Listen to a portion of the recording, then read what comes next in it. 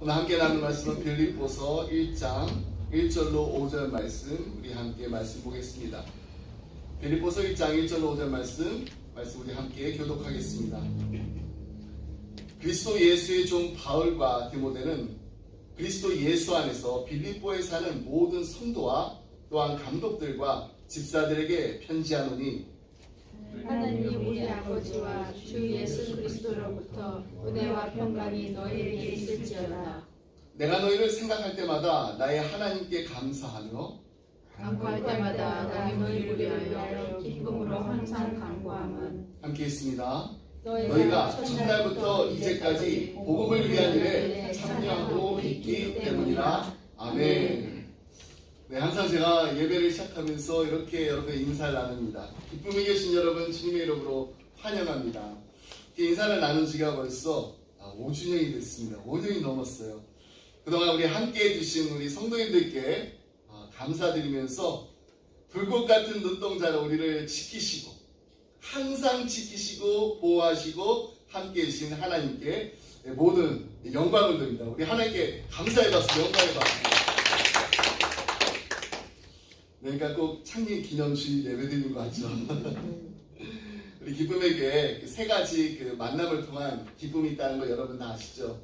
첫 번째, 하나님을 만나는 기쁨이 있습니다. 주일 예배 드리면서 또 그리고 우리 가정에서 우리 가족들과 함께 드리는 예배를 통해서 하나님을 만나는 기쁨이 있습니다. 또 두 번째는 우리 성도가 하나 되는 기쁨이 있습니다. 주님 안에서 우리는 한 가족입니다. 가족은 기쁜 일이 있으면 함께 기뻐하고 또 슬픈 일이 있으면 함께 우는 게 가족입니다. 우리 기쁨의 공동체에는 함께 하니까 너무너무 힘이 드네가 아니라 함께 하니까 너무너무 힘이 납니다 라고 말할 수 있는 가족을 만나는 기쁨이 있습니다. 세 번째는요, 이웃들을 만나는 기쁨이 있습니다. 가까운 우리 휴스턴의 이웃들로부터 시작해서 휴스턴을 넘어 텍사스를 넘어 미국을 넘어 세계를 가슴에 품고 우리 주님의 사랑을 나누는 기쁨이 있습니다. 오늘 제가 여러분들과 함께 나눌 말씀의 주제가 바로 이 기쁨입니다. 빌립보서는 사도 바울이 옥중에서 쓴 편지입니다. 그래서 옥중서신이라고 하는데 이 편지 안에 있는 내용을 이렇게 쭉 우리가 읽다 보면은 사도 바울이 정말로 이 감옥에서 이 편지를 쓴 게 맞나 하는 생각이 들 정도로 기뻐하라, 기뻐하라 이 말을 계속해서 반복하고 있습니다. 이 짧은 서신 속에 이 기쁨이라는 말이 무려 19번이나 나옵니다. 그렇다면 어떻게 사도 바울은 감옥 안에 갇혀 있으면서도 기뻐할 수가 있었을까요? 그것은 바로 그의 기쁨을 빼앗아가는 두 가지 장애물이 있었는데 그것이 무엇인지를 지혜롭게 분별해서 그리고 믿음으로 그것들을 넘어갔기 때문입니다. 사도 바울이 극복한 이 장애물은 첫 번째 환경이었고요, 두 번째는 사람이었습니다. 그가 옥중에 있으면서도 이 장애물들을 극복하고 기뻐할 수 있는 이 비결을 배웠던 것처럼 우리도 오늘 우리에게 주신 이 말씀을 통해서 항상 기뻐할 수 있는 우리 모두가 되기를 간절히 소원합니다. 아멘. 첫 번째, 어려운 환경 가운데서도 기쁨을 누릴 수 있는 길이 있습니다. 그것은 바로 환경 안에 갇혀 있지 말고 그리스도 예수 안에 거하는 것입니다. 우리 인간은 우리가 살아가는 그 환경에 의해서 좌우됩니다. 좋은 환경을 만나면 당연히 기뻐해요. 그러다가 조금만 환경이 어려워지게 되면은 힘든 일을 만나게 되면은 금방 우울해지는 게 바로 우리 인간입니다. 하지만 사도 바울은 그가 처해 있었던 그 감옥, 이 감옥이라는 환경이 결코 그를 우울하게 만들지 않았습니다. 감옥이라는 이 우울한 환경에 있음에도 불구하고 그는 계속해서 기뻐하고 있습니다. 그래도 기뻐하라고 합니다. 여러분, 만약에 사도 바울이 환경 때문에 기쁨을 누리지 못했다라는 거예요. 그는 빌립보 서신을 통해서 기쁨이라는 단어를 쓸 수가 없었을 거예요. 환경은 늘 사도 바울에게 적이었습니다. 그럼에도 불구하고 사도 바울은 내가 항상 기뻐할 수밖에 없는 그 이유가 무엇인지를 분명히 말해주고 있습니다. 그가 많은 그 서신을 썼는데요. 그 서신들 가운데 옥중 서신에 보면은 자주 등장하는 단어가 있습니다. 그 단어가 바로 주 안에서입니다. 그렇습니다. 사도 바울이 항상 기뻐할 수밖에 없었던 이유, 감옥 안, in prison이 아니라 주님 안, in Christ에 있었기 때문입니다. 오늘 우리가 함께 읽은 1절 말씀에서도 예수 그리스도, 그리스도 예수 안에서라는 말을 사용하고 있어요. 몸은 비록 지금 감옥에 있지만 그의 마음과 영혼은 그리스도 예수 안에 있다는 것입니다.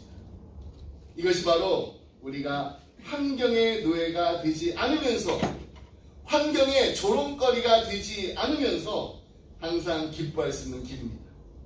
여러분, 환경은 늘 변합니다. 늘 변하기 때문에 절대로 환경이 우리에게 계속해서 영원한 기쁨을 줄 수가 없습니다. 하지만 우리 주님의 사랑은 변하나요? 절대로 변하지 않습니다. 그렇기 때문에 우리 주님은 변하지 않고 우리를 사랑하시고 항상 우리와 함께 하시기 때문에 우리가 항상 기뻐할 수 있는 것입니다. 오늘 우리 함께 부르는 찬송가 주 안에 있는 나에게 가사를 다시 한번 생각해 보기 원합니다. 주 안에 있는 나에게 딴 근심이 있어요. 십자가 밑에 나아가 내 짐을 풀었네. 주님을 찬송하면서 할렐루야 할렐루야, 내 앞길 멀고 험해도 나 주님만 따라가리. 근심도 있습니다. 짐도 있습니다. 내 앞길이 멀고 험합니다. 그런데 십자가 아래에서 우리 인생에 가지고 있는 그 모든 짐을 다 풀어놓고 주님 안에 거하기만 한다면은 우리는 이 찬송을 기쁨으로 부를 수가 있는 것입니다. 여러분, 우리가 세상을 살다 보면은요, 우리가 원하고 우리가 바라는 대로, 우리가 계획한 대로 모든 환경이 우리 마음대로 되지 않을 때가 참 많습니다. 그럼에도 불구하고 우리에게는 항상 기쁨이 넘칩니다. 라고 자신 있게 고백할 수 있는 이유가 우리에게 분명히 있습니다. 그것은 바로 온 우주 만물을 창조하시고 주관하실 뿐만 아니라 우리 인생의 모든 환경을 주관하시는 하나님 안에 우리가 있기 때문입니다. 여러분, 이 사실을 믿으시나요? 하나님 안에 우리가 있습니다. 모든 것에 합력하여 선을 이루시는 하나님의 신비로운 손길을 날마다 경험하는 기쁨이 넘치는 우리 모두가 되기를 간절히 소원합니다. 아멘. 두 번째, 인간 관계에서 기쁨을 누리는 길. 그 길은 바로 인간은 변화시켜야 할 대상이 아니라 사랑해야 할 대상으로 보는 것입니다. 존 캠플턴이 쓴 이 성공론이라는 책에 나오는 아브라함 링컨의 이야기입니다. 예전에 이 이야기를 한번 소개해드린 적이 있는데요. 미국의 16대 대통령인 링컨, 위대한 삶을 살았지만은 그에게는 항상 많은 적이 있었습니다. 그리고 심지어는 암살을 당했습니다. 사람들이 링컨을 보면서요, 이해할 수 없었던 일들 가운데 이런 것이 있었다고 합니다. 그것은 바로 링컨은 자신을 그렇게 힘들게 하는 사람들을 절대로 해임시키지 않았다는 거예요. You fire! 그러지 않았다는 거예요. 도대체 왜 저 사람은 자르지 않는가? 라고 질문을 하면은 링컨이 자신이 청년 시절에 경험했던 이야기를 들려줬다고 합니다. 하루는 이 시골길을 이렇게 걸어가고 있는데 한 농부가 말을 끌고 밭을 이렇게 경작하는 그 모습을 보게 됐습니다. 근데 가까이 가서 보니까 말 옆구리에 말을 이렇게 괴롭히는 이 파리가 앉아 있었어요. 계속해서 파리가 이 말을 성가시켜 하고 괴롭히자 링컨이 이렇게 파리를 막 쫓아내려고 했습니다. 그때 농부가 이 링컨을 말리면서 이렇게 말했더라고요. 젊은이, 그러지 말게나. 저 파리는 지금 이 늙은 말로 하여금 살아 움직이도록 만들어주고 있다네. 그러니까 귀찮게 구는 그 파리가 이 말을 자꾸 움직이게 하는 거예요. 농부의 이 말을 듣고 그때부터 링컨의 인생관이 바뀌었다고 합니다. 자신을 괴롭히는 그 사람들 얼마나 집요합니까? 그 집요함이 오히려 자신을 돕고 있다라는 진리를 깨닫게 된 것입니다. 여러분, 우리가 이렇게 살다 보면은요, 우리는 이렇게 기쁘게 하는 사람들도 있습니다. 근데 또 살다 보면은 우리를 정말 힘들게 하는 사람도 있습니다. 어떻게 보면 우리를 고통스럽게 하는 거 환경도 있지만요, 그 환경보다는 사람들입니다. 근데 사람들 가운데도 우리를 정말 힘들게 하고 아픔을 주는 사람들은 또 이렇게 멀리 있는 사람들이 아니에요. 가까운 가족입니다. 또 가까운 믿었던 교우들일 때도 있습니다. 어제까지만 해도 정말 너무나도 가깝게 지내고 서로를 막 위하고 아끼던 그 사람들이 하루아침에 변합니다. 그래가지고 막 원수지간이 되어버려가지고 그럴 때 우리는 마음에 큰 상처를 받게 됩니다. 우리 흔히들 남편을 원수라고 하지 않고 뭐라고 그런다고요? 왼수라고 합니다. 여러분 안 써보셨기 때문에 그 말 잘 모르시지만은 이게 왼수라고 한대요. 이런 이야기가 있어요. 부부가 한 팀이 돼가지고 이 단어 맞추기 하는 이 TV 프로그램. 단어 이렇게 보여주잖아요. 그렇게 보여주고 막 모션이나 말을 이렇게 설명해가지고 이제 다른 사람이 이제 나머지 팀원들이 그 단어가 이제 무엇인지를 맞추는 그 게임을 이제 부부가 한 팀이 돼가지고 하게 됐습니다. 그날 출연한 부부들 가운데 할아버지, 할머니 부부가 계셨는데 할아버지가 먼저 단어를 보니까 이거 어떻게 설명해야 되지? 막 할머니께 아주 열심히 설명을 했어요. 근데 잘 맞추고 계시다가 단어 하나가 딱 나왔는데 이게 쉽지가 않은 거예요. 딱 막혔습니다. 그 단어는 천생연분이라는 단어였습니다. 근데 할아버지께서 아무리 이제 열심히 이 천생연분에 대해서 이렇게 설명을 해도 할머니가 도무지 무슨 단어인지 알아차리지 못하십니다. 너무나 답답한 나머지 할아버지께서 그거 있잖아, 당신과 나 사이. 그랬더니 할머니가 금방 알아차리시고 이렇게 대답하셨어요. 왼수. 그런 거예요. TV에 스튜디오만 사람들도 다 있는데 너무나 황당한 할아버지께서 더 큰 목소리로 이렇게 외치십니다. 아니, 두 글자 말고 네 글자. 그때 뭐라고 하셨어요? 할머니가 더 큰 목소리로 평생 왼수 이렇게 말씀하신 거예요. 평생 왼수. 제가 정말로 이런 TV 그 프로그램이 있었나가지고 열심히 찾아봤는데 아마 이거 누가 그냥 웃자고 만든 유머인 것 같아요. 그런데 실제로 보면은 천생연분으로 만나가지고 평생 왼수로 지내는 부부들이 참 많은 것 같습니다. 그나마 이 할아버지, 할머니 부부처럼 이 TV 프로그램에 이렇게 같이 나오실 정도라면은 그나마 건강한 부부라고 저는 생각합니다. 같이 오셨잖아요, 그래도. 정말 평생 왼수는 어떻습니까? 보고 싶지 않아요. 말도 하고 싶지 않습니다. 한 지붕 안에서, 한 방 안에서 같이 숨도 쉬고 싶지 않습니다.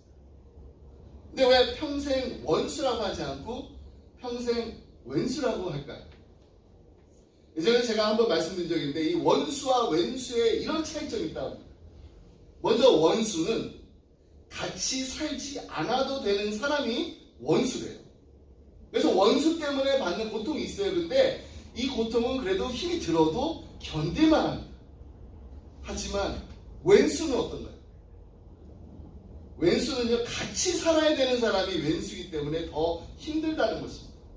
보고 싶지 않으면 그냥 안 보면 되는데, 안 보면 그만인데 왼수는 그렇게 할 수가 없다라는 거예요. 계속해서 봐야 되고 만나야 하니까 이게 얼마나 힘이 들겠어요. 여기서 우리가 기억해야 할 것이 이런 왼수 같은 사람들이 한때는 우리랑 가장 가깝고 또 우리가 또 너무나도 사랑했던 사람이 일 수도 있다라는 겁니다. 그러니까 더 힘들다는 겁니다. 여러분 빌립보서를 읽다 보면은요, 빌립보 교인들 사이에 이 관계의 어려움이 생겼다는 것을 알 수가 있습니다.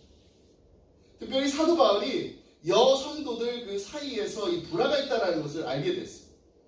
서로에게 잘 모르는 사람들이 아닙니다. 정말 가깝게 지냈습니다.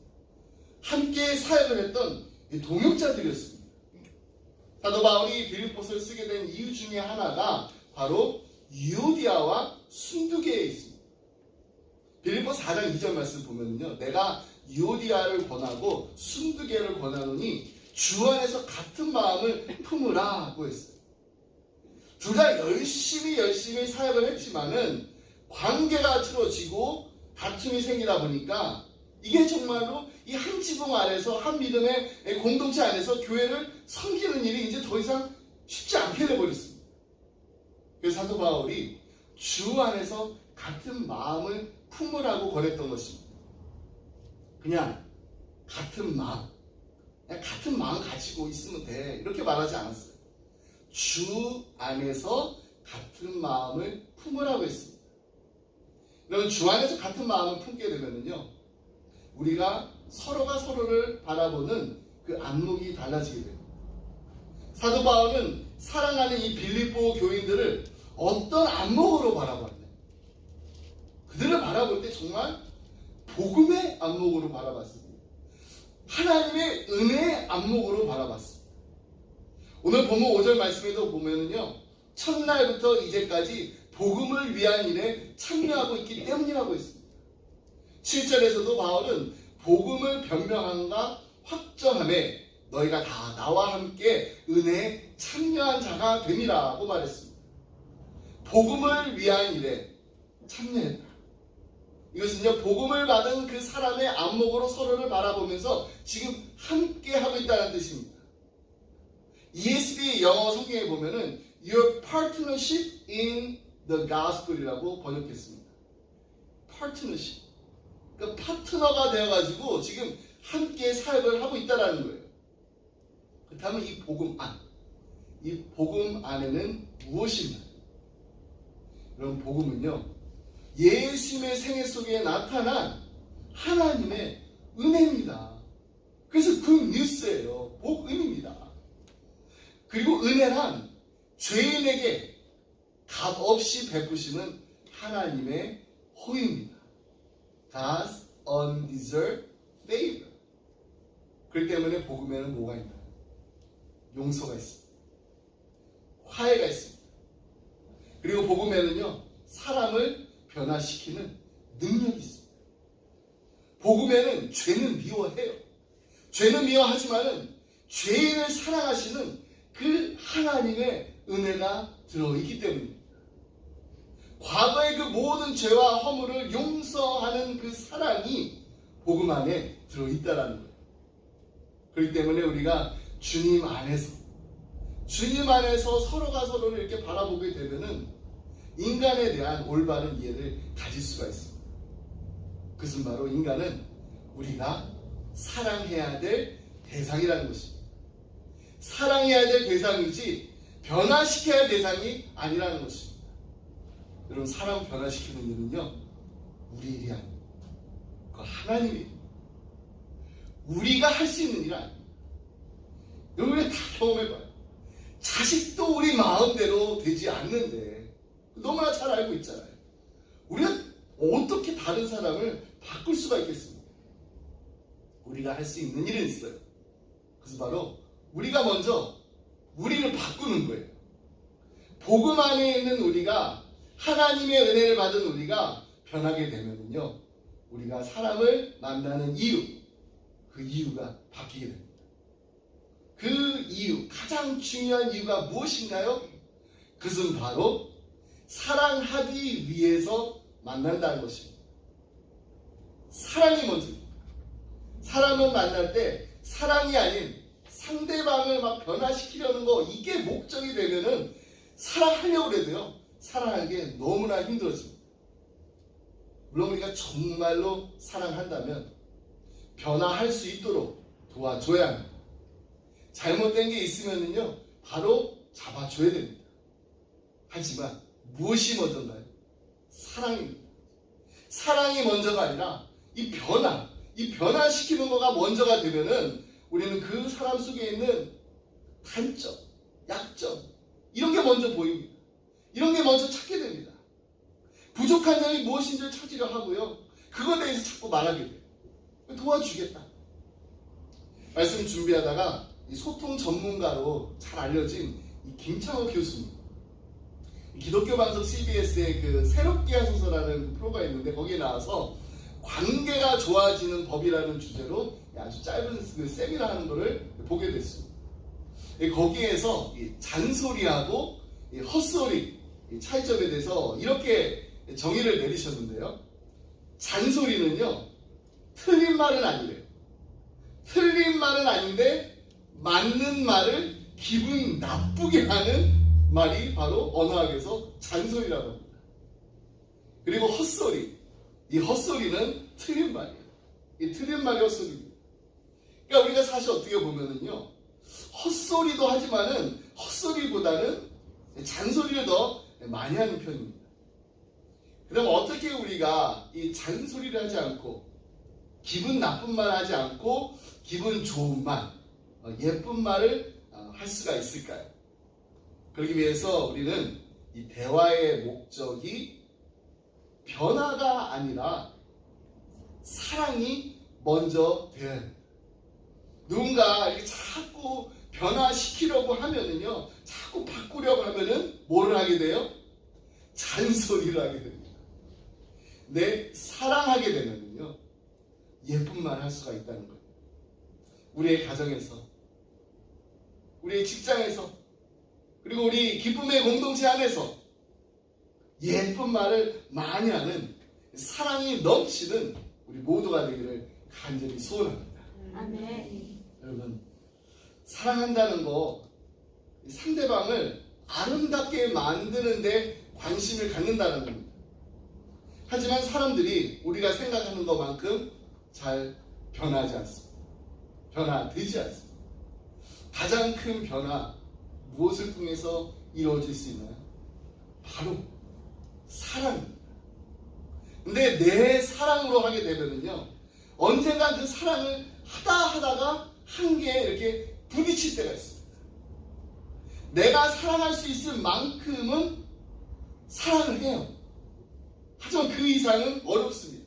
그 이상 하려고 하면 안 됩니다. 불가능합니다. 그렇다면 내가 사랑할 수 없을 때, 그 한계에 부딪힐 때 어떻게 해야 돼요? 빌립보서 1장 8절에 그 해답이 있습니다. 내가 예수 그리스도의 심장으로 너희 무리를 어떻게 사모하는지 하나님이 내 증인이시다. 사랑할 수 없는 사람까지도 사랑할 수 있는 그 사랑은 바로 내 심장이 아니라 그리스도의 심장을 하는 것입니다. 때로는 우리 가까이에서 우리의 마음을 괴롭게 하는 사람들을 만날 수가 있습니다. 만나게 됩니다. 만나고 있어요. 어떤 수단과 방법을 다 통원한다고 해도 그 사람들 멀리 할 수가 없습니다. 계속해서 같이 있어야만 합니다. 그때 남아있는 방법은 하나밖에 없습니다. 그 사람을 사랑하는 것입니다. 어떻게 해요? 그리스도의 심장을 가지고 있습니다. 이것은 우리에게서 나오는 사랑이 절대로 아닙니다. 예수님께서 우리에게 보여주신 무조건적인 사랑입니다. 우리가 아무리 노력한다고 해도 얻어질 수 있는 사랑이 아닙니다. 성령님께서 우리의 마음에, 우리의 안에 그 사랑을 부어주실 때 가능한 사랑이 바로 이 무조건적인 사랑입니다. 그래서 사도 바울은 로마서 5장 5절에서 이렇게 말합니다. 소망이 부끄럽게 아니함은 우리에게 주신 성령으로 말미암아 하나님의 사랑이 우리의 마음에 부은 바 됨이니, 하나님의 사랑은 아무리 내가 노력하고 내가 열심히 개발한다고 해서 얻어지는 사랑이 아닙니다. 성령님께서 날마다 우리 안에 역사하셔서 우리의 마음에 부어주셔야만 할 수 있는 사랑이 바로 하나님의 사랑입니다. 이 놀라운 하나님의 사랑의 역사가 날마다 우리의 가정에서, 우리 교회에서, 그리고 우리 이웃들과, 그리고 나를 정말로 힘들게 했던 원수들, 왼수들과 함께 있는 그 자리에서 일어나기를 간절히 소원합니다. 아멘. 말씀했습니다. 여러분 이 이야기 기억하실 거예요. 미국의 한 정원사가 이 하루는 이 농림부 장관에게 이런 편지 썼다 합니다. 나는 민들레를 없애는데 좋은 방법을 다 시험해봤습니다. 그리고 농림부에서 소개한 모든 간행물을 나오는 대로 다 읽어봤습니다. 그대로 해봤습니다. 그런데 정원에는 아직까지도 민들레가 없어지지 않습니다. 며칠 뒤 정원사는 농림부 장관으로부터 이런 답장을 받았다고 합니다. Dear 아무개 귀하, 만약 당신이 정말로 모든 방법을 다 동원해봤는데도 여전히 민들레가 자라고 있다면은 이제 당신이 해야 할 일은 딱 한 가지밖에 남아있지 않는 것 같네요. 그것은 바로 그 민들레를 사랑하는 법을 배우세요. 여러분, 사도 바울은요, 감옥 안에 있으면서도 기뻐할 수 있었습니다. 항상 기뻐할 수 있었습니다. 그가 환경을 바꿨기 때문에, 사람을 바꿨기 때문에 기뻐했던 것이 아닙니다. 주님 안에 있었기 때문에 기뻐할 수 있었습니다. 우리도 지금 우리에게 주어진 환경에 감사하며 날마다 나와 함께하는 사람들과 사랑하는 법을 배워나가는 우리 기쁨의 가정들이 되시기를 주님의 이름으로 축복합니다. 아멘. 기도하겠습니다. 하나님 아버지 감사합니다. 오늘도 우리가 하나님을 만나는 기쁨의 예배를 드리게 하심을 감사드립니다. 하나님의 은혜로 자녀된 우리가 이제 서로가 서로를 사랑하며 아끼며 기쁜 일이 있을 때 함께 기뻐하고 슬픈 일이 있을 때 함께 울 수 있는 가족을 만나게 하심도 감사드립니다. 하나님의 가족이 된 이 놀라운 기쁨을 우리의 이웃들에게 알리고 전하고 나누는 우리 기쁨의 교회가 되게 하여 주옵소서. 사람들로 인하여 상처받은 우리의 마음들이 회복되는 교회가 되게 하시고 오직 그리스도의 신장으로 서로를 사랑함으로 하나님의 마음의 기쁨을 드리는 우리 모두가 되게 하여 주옵소서. 이 모든 말씀 우리를 사랑하시는 예수 그리스도 이름으로 기도드립니다. 아멘. 우리 다 같이 나서 주기도문송 함께 하겠습니다.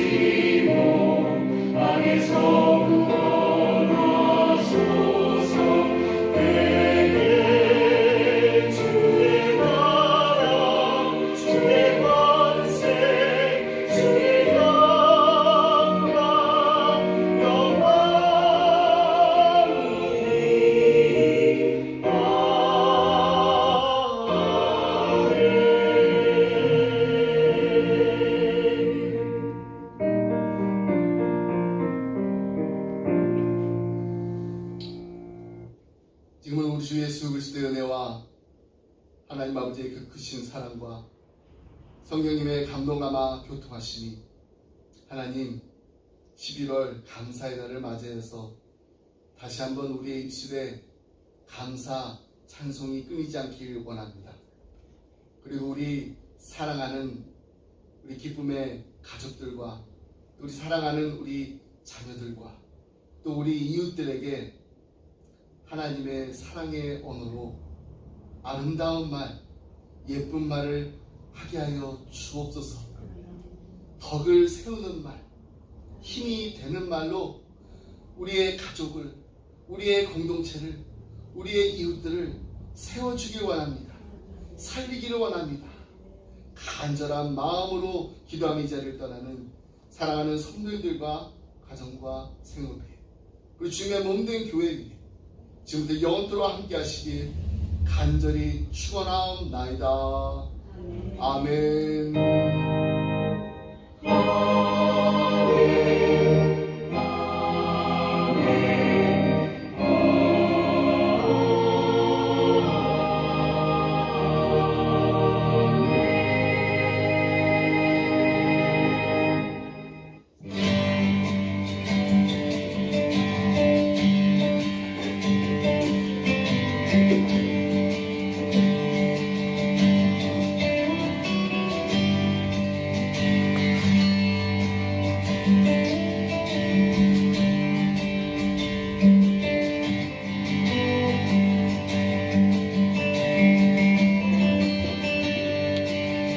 세상 모든 민족이